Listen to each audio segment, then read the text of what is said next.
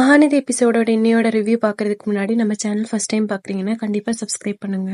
தாத்தா காவேரி வீட்ல போயிட்டு சாரதா ஃபேமிலி எல்லாம் கன்வின்ஸ் பண்ண ட்ரை பண்றாங்க. ஆனா அவங்க கன்வின்ஸே ஆக மாட்டேங்கிறாங்க. அவங்க வார்த்தைகள் எதுவும் விடல, மரியாதையா தான் நடத்துனாங்க. ஆனா அவங்களுக்கு பெரிய வருத்தம். விஜய் இப்படி பண்ணுவாங்கன்னு அவங்க நினைச்சு கூட பார்க்கல. அவனை பெரிய கோபுரத்துல வச்சிருந்தாங்க, இப்ப எதுவுமே இல்லாம ஆச்சுன்ற மாதிரி சொல்றாங்க. இது கேட்டு பாட்டி பெரியவங்களோட ஈகோனால எதுக்கு இவங்களோட வாழ்க்கையை நம்ம தொலைக்கணும், நான் போய் பேசுறேன்ற மாதிரி கிளம்புறாங்க.